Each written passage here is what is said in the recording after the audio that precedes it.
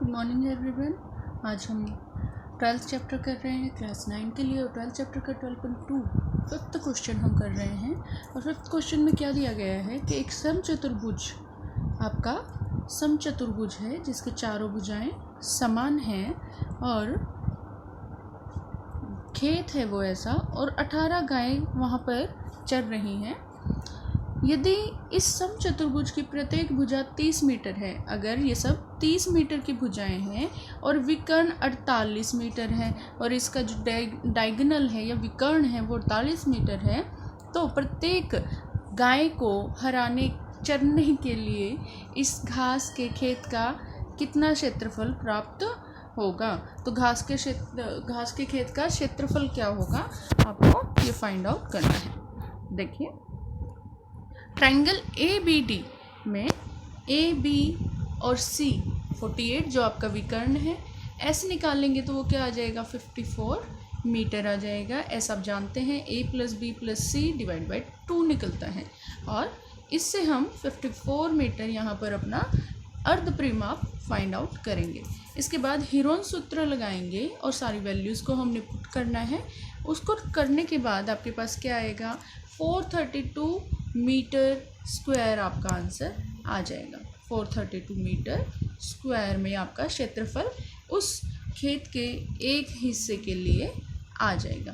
अब जो दूसरा हिस्सा बचता है, अतः ABCD का क्षेत्रफल क्या होगा, 2 गुना क्षेत्रफल ABD। एक ट्रायंगल का क्षेत्रफल आपने निकाल लिया जब हम जानते हैं कि चारों भुजाएं समान हैं और एक विकर्ण दे दिया। जब हमने इसका क्षेत्रफल निकाला तो ये और ये बराबर ही तो होगा, ये भी 30 और ये 45 है, तो दोनों ही बराबर होंगे। तो हम क्या कर देंगे, एक के क्षेत्रफल को गुणा कर देंगे 2 से, क्योंकि 2 ट्रायंगल बन रहे हैं, इक्वल ट्रायंगल। इससे हमारा क्या आ गया 864 मीटर स्क्वायर, दोनों ही ट्रायंगल्स का आंसर आ गया, क्षेत्रफल आ गया।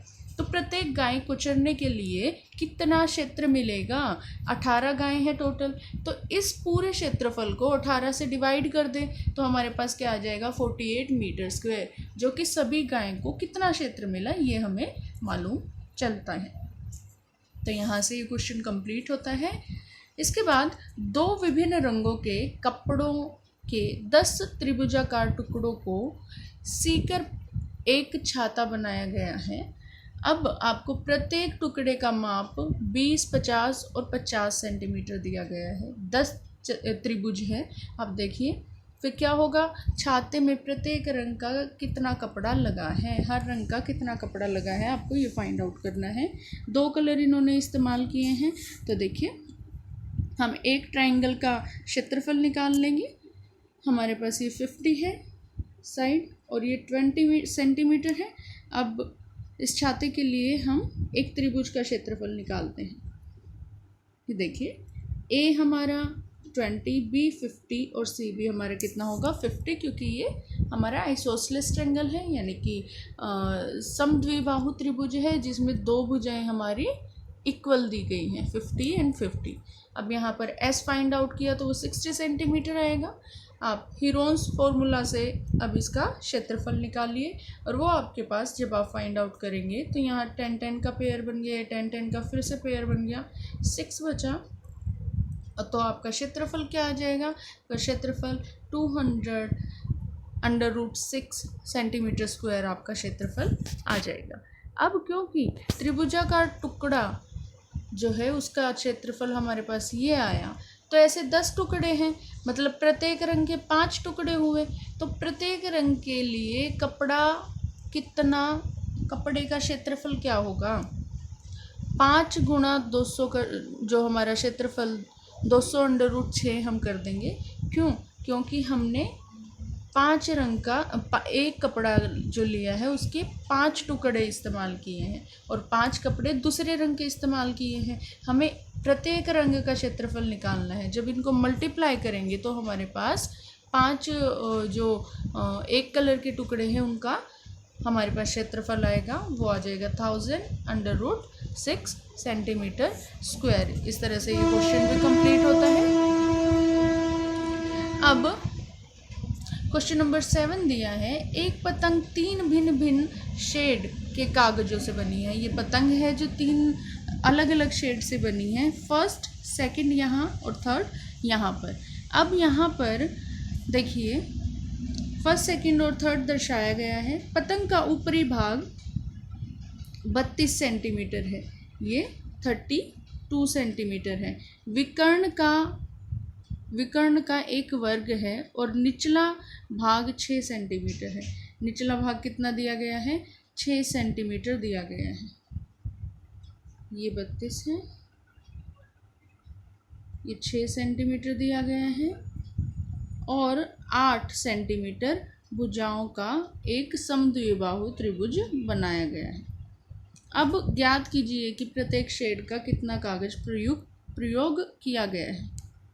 अब यहाँ पर हमें जो निकालना है, पतंग का पहला भाग half into B into H आप ले सकते हैं। 32 एंड 16 आपकी बेस और हाइट हो जाएगी, और जब आप इसे फाइंड आउट करेंगे तो ये 16 इंटू 16 256 सेंटीमीटर स्क्वायर आपका आंसर आएगा। आफ्टर दैट सेकंड पार्ट आपका दोनों ही इक्वल होंगे, फर्स्ट और सेकंड पार्ट, तो इसलिए आपका 256 सेंटीमीटर सेकंड पार्ट के लिए भी आंसर आ जाएगा centimetre square. After that A B C आपको दिए गए हैं, नीचे वाले हिस्से के 6 सेंटीमीटर 2 भुजाएं दी गई हैं, और आखिरी की आपकी भुजा जो है वो 8 सेंटीमीटर दी गई है। इससे आप एस निकाल सकते हैं, और अर्धपरिमाप निकालने के बाद आप फॉर्मूला में अप्लाई कीजिए, और फॉर्मूला में अप्लाई करके आप क्या फाइंड आउट करेंगे, आपका आंसर आ जाएगा 17.92 सेंटीमीटर स्क्वायर, और 3 भाग का आपका क्षेत्रफल आ गया। अब तीनों का क्षेत्रफल आने के बाद आप कंप्लीट का निकालना चाहें तो तीनों को ऐड कर सकते हैं। इसके बाद फर्श है, और एक फर्श पर एक फूलों का डिज़ाइन 16 त्रिभुजाकार टाइलों में बनाया गया है। ये त्रिभुजाकार टाइलें हैं, ये एक त्रिभुज है और ये दूसरा। अब ये कहता है कि यहाँ पर प्रत्येक जो टाइल है वो 9 सेंटीमीटर, 35 और 28 सेंटीमीटर इस तरह से दी गई है। इन टाइलों को 50 पैसे प्रति सेंटीमीटर स्क्वायर की दर से पॉलिश करने का व्यय ज्ञात कीजिए। हमें 50 पैसे प्रति सेंटीमीटर की दर से इनको पॉलिश करवानी है, तो उसमें कितना पैसा लगेगा हमें फाइंड आउट करना है।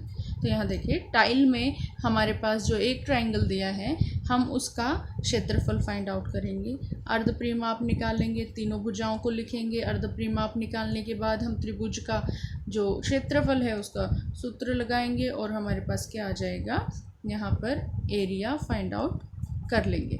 एरिया फाइंड आउट करने के बाद आप जानते हैं कि हर एक जो आपकी टाइल है वो कितनी टाइल्स हैं, टोटल 16 टाइल्स हैं। तो 16 टाइल्स हैं तो 16 टाइल्स से आप उसे मल्टीप्लाई कर दें एक टाइल के क्षेत्रफल को। जब आप उसे मल्टीप्लाई कर देंगे तो आपके पास 16 टाइल्स का क्षेत्रफल आ जाएगा। अब जो 16 टाइल्स का क्षेत्रफल आया, टाइलों का पॉलिश कराने का खर्च कितना होगा। जब 50 पैसे लगते हैं, 1 रुपये इज इक्वल टू 100 पैसा होता है।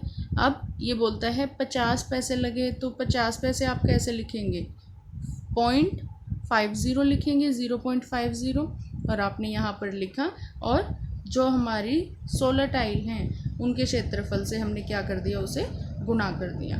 तो हमारे पास 705 रुपये जो है लगेंगे हमारे सभी टाइल्स को पॉलिश करवाने के लिए।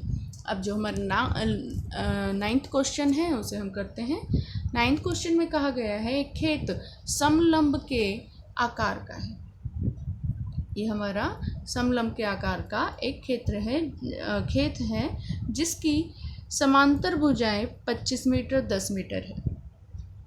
समांतर भुजाएं कितनी दी गई है, 25 मीटर और 10 मीटर दी गई हैं, आमने सामने की भुजाएं। इसकी असमांतर भुजाएं 14 सेंटीमीटर और 13 मीटर दी गई हैं। इसके बाद इस खेत का क्षेत्रफल ज्ञात करना है आपको। सबसे पहले आप क्या करें, आपके पास ए बी के बराबर भुजा बी सी पर डी ई काटा।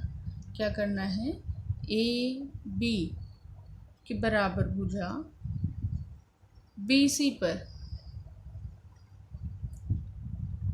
DE को हमें कट करना है। हमें क्या करना है, एक BE लाइन खींचनी है। सिंपली मैं आपको बताऊं, एक रेखा हमें BE खींचनी है जो कि DC को E पॉइंट पर कट कर रही है। उसके बाद DE आपकी क्या हो जाएगी, ये दोनों भुजाएं आपकी बराबर हो जाएगी, 10 मीटर हो जाएगी। और यहाँ पर कितना बचेगा, 15 मीटर, जो 25 में से 10 माइनस करेंगे तो हमें पता लगता है कि ये 15 मीटर रह जाएगा। अब ये हमारे पास भुजाएं आ गई, तो हम क्या देखते हैं कि यहाँ पर AB और DE बराबर हो गए हैं, और AB और DE अब हमारे क्या हैं, पैरेलल भी हैं, हमारे समानांतर भी हैं। अब क्या होगा, हम इस समानांतर चतुर्भुज का क्षेत्रफल निकाल लेंगे।